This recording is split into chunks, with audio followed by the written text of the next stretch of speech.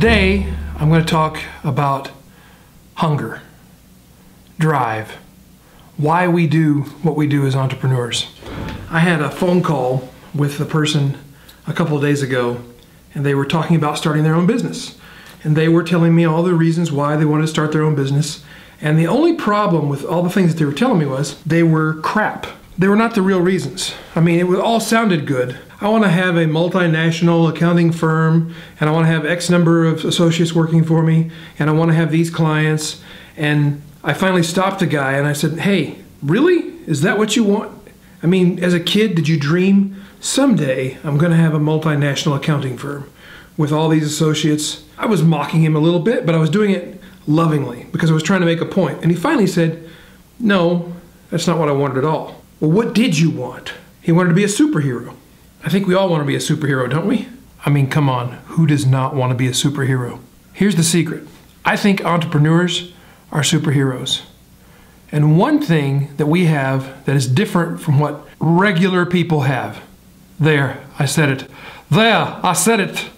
Regular people. Something we have that regular people don't have is we absolutely will not quit. We just won't quit on our dreams. And people ask me, what does it take to succeed? They look at my business as a copywriter and a teacher and a speaker and an author and a podcaster, and they're like, well, how did you get all those listeners? How do you get all those readers? How do you get people like Jeff Walker and Michael Hyatt and all these different guys to endorse you? And how do I get there, Ray? And they don't like the answer that I give them because you know what it takes? Here's what it takes. I don't mean that you sacrifice your family, that you give up your relationships, that you become a jerk, that you become materialistic. That's not what I mean when I say everything. But it's like with copywriters, brand new copywriters or freelance writers or business people of any kind really will ask me, well, how do you get started? How do you get clients? And I tell them all the same thing. I tell them the truth. I say, well, it takes time, it takes energy, and you got to go to seminars and conventions and you got to meet people and get to know them first. You can't instantly have clients. Nobody wants to hear that, except the real entrepreneurs. And maybe they don't want to hear it, but they're willing to do it. There's a couple of books you should probably read. I'm going to show you the books. They're not like the most important books in business and in life, but they might be the most important books for you right now. These are books that have had a huge, lasting, positive effect on me, and I believe they could have the same for you. So let's see, which one do I want to start? Michael Hyatt. The book is called Living Forward, and it's not just written by Michael Hyatt, it's also written by Daniel Harkavy, so I should make sure I give credit to both authors. And it's called Living Forward, a proven plan to stop drifting and get the life you want. So you could go take like a $5,000 weekend seminar to find out what it is you want out of life, or you could just read this book. This book, you'll think it's a storybook, but this book has had a huge effect on my life. It's called The Alchemist by Paulo Coelho. I've read it now, I think, 4 times, and I'm getting ready to read it a 5th time. It is absolutely a fantastic book. At one point in the book, there's a quote on the back here. It says, to realize one's destiny is a person's only obligation. What if that's true? Next book.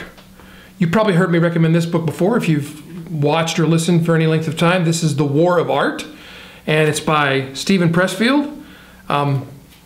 Break through the blocks and win your inner creative battles.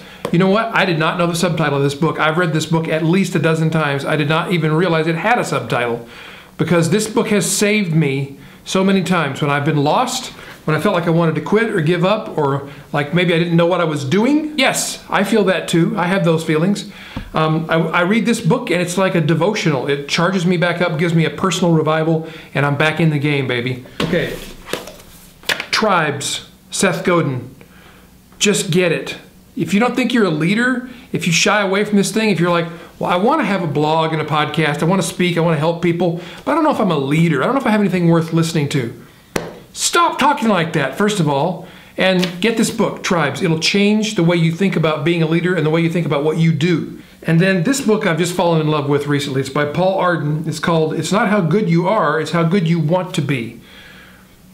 With a title like that, how can you not read this book? The good news is it's not a long read. The pages don't have a lot of text on them. There's a lot of pictures, but it is a highly impactful book. I've read it twice now. I've only had it a few days. This is a powerful book. I think this is going to be like another war of art for me. It's inspiring. It gets me fired up to go do something and do something good. And I think these books will do the same thing for you. So if you'll just take these books, if you'll take this as your assignment, and you can read all these books in a week. All of them you can read in a week. They're short books. If you'll read them and apply, it'll be like you went to a $10,000 seminar and your life could totally change, but only if you believe that, and only if you want to have that happen, and only if you'll actually do the work. Most people won't. Why? Because you know what it takes?